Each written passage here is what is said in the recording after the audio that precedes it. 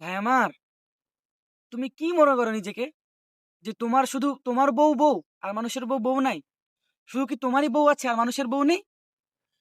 তুমি নিজের বউকে রাস্তায় বেপরদাহীন ভাবে মেকআপ করিয়ে তুমি রাস্তায় নিয়ে ঘুরে বেড়াচ্ছ, আর মানুষের বউ নেই? আর মানুষও তো পারতো তোমার মতো এরকম ভাবে বউ নিয়ে ঘুরতে, কেন ঘুরে না?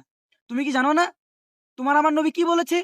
লায়াত খুলুল জান্নাত আর দায়ুস, যে দায়ুস আত্মমর্যাদাহীন, সে জান্নাতে প্রবেশ করবে না। তাহলে তোমার কতটুকু আত্মমর্যাদা বোধ, যে তুমি তোমার স্ত্রীকে, তোমার বউকে নিয়ে তুমি এইভাবে রাস্তায় বেপরদাহীন ভাবে চলাফেরা করো?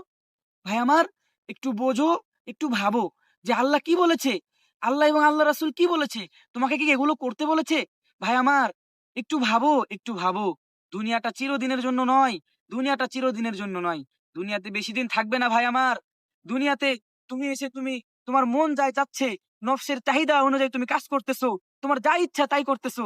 ভাই আমার, এগুলো তোমার কোনো কিছুই কাজে আসবে না। তুমি কিভাবে বাঁচবে কিয়ামতের ময়দানে? তুমি কিভাবে আল্লাহ তাআলার সামনে দাঁড়াবে বলো আমাকে? তুমি কিভাবে দাঁড়াবে?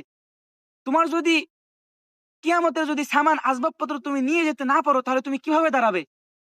দুনিয়াতে এগুলো ছেড়ে দিয়ে ভাই আমার, আল্লাহ তাআলার পথে ফিরে আসো ভাই আমার, ফিরে আসো।